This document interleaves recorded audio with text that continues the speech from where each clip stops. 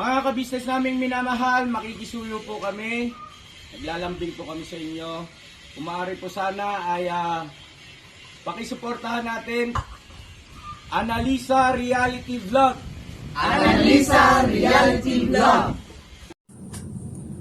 Hello mga kababayan, magandang buhay po. Welcome sa aking YouTube channel, Analisa Reality Vlog. Kamusta po kayo sa mga oras na to?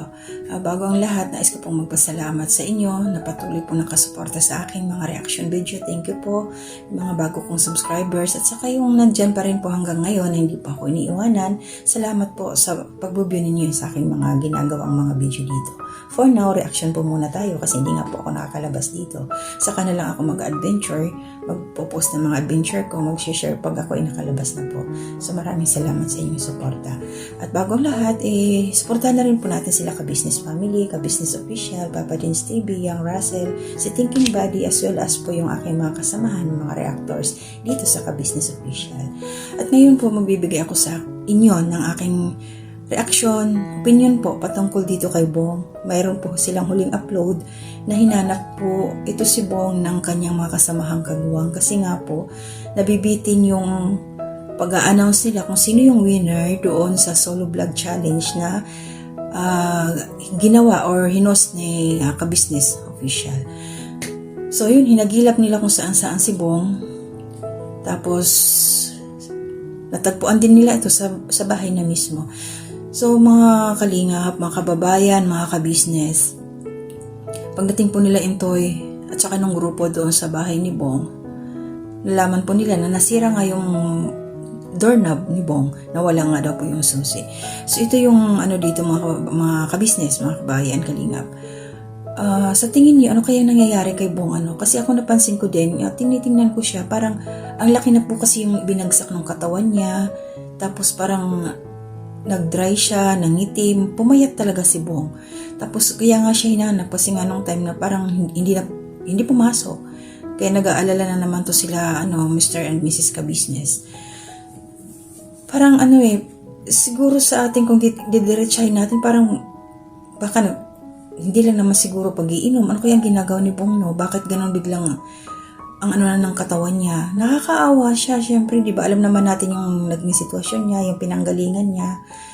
Pero hanggat nandyan siya sa lugar niya, ibig sabihin yung kung saan siya lumaki, kung yung mga barkada niya kasi mga kababayan, mga kalingap, no, mga ka-business, hindi maiwasan hanggat nandyan talaga si Bong sa area nila. Malapit talaga siya sa bisyo. Yun talaga ang totoo. So paulit-ulit lang kayang mangyayari yan na katulad niyan. Ano kaya ang gagawin nila Mr. and Mrs. Ka-business kasi nga bagsak na naman yung katawan ni Bong. Parang matigas na naman yung ulo. Tapos ipaparehab na naman. Tapos ng rehab, balik na naman sa ganito. Ano kaya pwedeng gawin Pero kung siguro kung sa akin lang, kailangan talagang mailayo muna si Bong doon sa lugar na yan. Sa lugar nila. Yung pinuntahan nila Intoy na narinig ko sinabi niya na yun yung madalas na tambayan ni Bong yung sa Doña Ana. Talagang alam ko doon kasi marami talaga doon yung hindi maiwasan yung mga bisyo doon sa lugar na yun. Kasi malapit yung kila Bong din So, ang maganda talaga dito, kung meron lang pagdadalan muna kay Bong, magpahinga siya kahit 1 taon doon sa probinsya na malayo siya sa barkada niya. Kaya lang, saan kaya yun? At siyempre, hindi naman pwedeng siya lang mag-isa. Dapat meron siyang kasama. Kasi kailangan muna siya, malayo muna siya sa mga bad influence sa buhay niya. Kasi hanggat nakikita siya, hindi siya makakahindi. At saka itong mga barkada naman niya, kung sino man yung mga kasama niya, dapat pinagsasabihan din nila si Bong. Kasi nakikita naman nila kung ano yung pagsasakripisyo, ano yung pagmamalasakit nila Mr. and Mrs. Ka-business, at saka yung grupo, mga kagwangs lahat.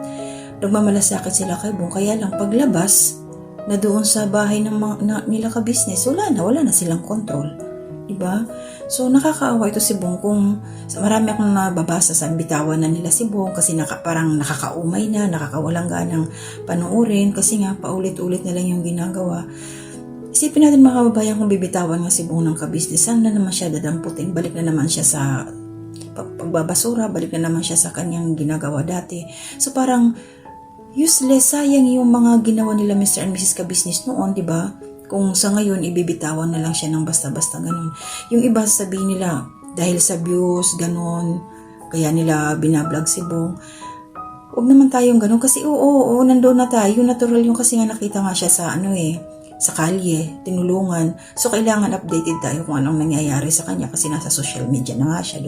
Doon nakilala si Bong sa katauhan nila Mr. and Mrs. Ka-Business. So ano kaya ang mabuting gawin? Yun lang talaga para sa akin, naisip ko, mailayo muna siya sa lugar nila.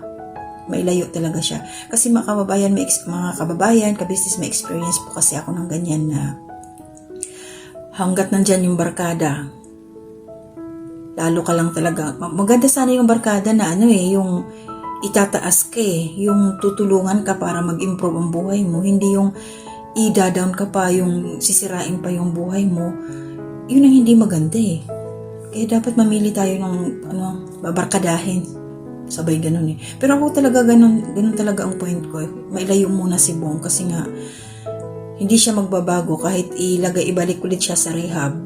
Ilang buwan yun naman yun, 6 months, 1 year, kung ilang taon, ilang buwan. So paglabas, ganun pa rin, babalik. So kailangan niya ng healthy living. Dalhin muna siya sa probinsya kung saan siya pwedeng itira na mayroong siyang malalayo muna sa mga bisyo-bisyo. Kasi hanggat nandyan talaga kawawa sila Mr. and Mrs. Ka-Business, marami rin sila mga problema. Tapos madadagdagan pa, mga pasaway pa yung mga tinutulungan nila, di ba? Nakakaawa to sila Mr. and Mrs. Ka-Business. So sana, kahit anong pangaral kay Bong talaga, nag-oo siya sa ngayon, kaharap mo. Pero pag labas na, makakita na naman ng mga kaibigan doon na hindi naman natin alam kung sino. Siyempre meron yan mayroon nagyayayaan yan Kasi kung walang magyayaya kay Bong, hindi yan magkakaganyan. Sayang yung nangyari sa kanya dati na kalalabas niya, ang ganda ng kanyang katawan nung galing siya sa rehab. Tapos ngayon, wala, para na naman siyang lutang na naman. Tapos yung itsura niya, napapansin ko talaga nung una yung parang yung bibig niya, laging yung dila niya nakalabas tapos ngipin ba, hindi maintindihan. Sabi ko parang may problema ito si Bong. Ano kaya ang nangyayari sa taong ito? Kaya nakakapanghinayang, so kailangan talaga makagawa sila ka-business ng solusyon kung ano yung dapat gawin. Para naman hindi masayang yung ginawa nila Papa Dins din noon na sakripisyo kung paano nila binago yung buhay ni Bong.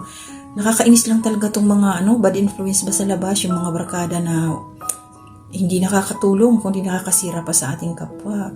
Dapat sila na mismo ang magsasabi kay Bong, i-advise nila na huwag mo nang yan, huwag ka nang iinom, huwag ka nang gagawa ng kung ano-ano. So, hindi natin masabi kung nagbibisyo siya ng alam na natin. Kung gumagamit, hindi natin alam yan. Pero base sa itsura niya, parang hindi siya natutulog diba? So, kawawa na naman ito si Bong. Sana pumasok na siya. Itong upload nila, bago lang naman to wala pang isang araw So, antayin natin mga kababayan kung ano yung magiging resulta pag pumasok na to si Bong doon kila Ka-Business. At sana, parang yung advice ka sa kanya, pasok dito, labas dito sa kabila. Parang hindi na niya ina-absorb, hindi niya na iniintindi. Ba ito si Bong? Sayang yung buhay niya na nabago na siya, tapos babalik na naman siya sa hindi magandang gawin. Ay naku mga barkada talaga, dapat yun ang dapat kailangan yun ang maiwasan talaga ni Bong para magbagong buhay na talaga siya. Hindi siya makakahanap ng mapapangasawa kung ganyan pa rin siya. Ganyan pa rin, wala siyang makikitang babae na magkakagusto sa kanya kung may bisyo pa rin talaga siya. So, pagprin natin si Bong, mga ka-business na talagang magbagong buhay na siya. Yung hindi na paulit-ulit na lang. Kasi nga, nakakasawa din talaga panuorin. Alam po, naintindihan ko kayo mga ka-business, yung mga nanonood, yung mga nagko-comment, nakakawalang gana na parang, sabi nga ninyo, parang binibaby na si Bong. Kasi nga, intindihin din natin sila ka-business kung gano'n ang sitwasyon. Parang, kinakailangan kasi nilang parang alalayan si Bong kasi nga dahil sa sitwasyon niya. Masakit din yung para kila sa mag-asawa, kila Mr. and Mrs. Ka-Business na basta na lang nila babaliwalain si Bong. Kasi doon na, aminin na natin na doon sila nakilala dahil kay Bong, doon lumakas yung channel nila dahil kay Bong. Pero hindi lang naman yun minala nila si Bong, may malasakit na sila kay Bong, kaya nasasaktan sila. Sobra silang nag-aalala. Yung hayop mo na nawawala sa ating bahay, aso, pusa, hinahanap natin yung tao pa kaya, di ba? So sana maintindihan po natin yung sila Mr. and Mrs. Ka-Business kung bakit ganun na lang ang concern nila kay Bong, kasi napamahal na sa kanila ito at alam naman nilang walang pamilya, kaya itinuring nila itong pamilya. Kaya intindihin po natin sila at ipag-pray ho natin na sana magawaan ng magandang paraan na hindi na po ito si Bong mapuntas pa sa masama. Yung talagang totally magbagong buhay na siya para lahat masaya. Diba? Kasi mahirap isa lang ang buhay natin. Diyos ko, makikita talaga lahat. Mga kababayan, mga ka-business, mga kalingap, ang sinasabi ko po, panoorin ninyo sa channel po ni Ka-Business Official. Nandoon po lahat ang aking mga sinasabi. Suportahan po natin sila kasi marami pa po silang mga tinutulungan. Pag-pray po natin si Bong na magbagong buhay na talaga siya. Tsaka lumayo na siya sa mga barkadang hindi maganda ang hatak sa kanya. Diba? So maraming salamat po. Hanggang dito na muna. Pray po tayo at mag-iingat. Lalo na ngayon, malapit ng Pasko, bagong taon, bagong buhay po tayo. So kalimutan yung mga masasamang nangyari nung nakaraan at proceed po tayo sa bagong buhay. Positive thinking lang po, kahit mahirap. Salamat po, hanggang dito na muna.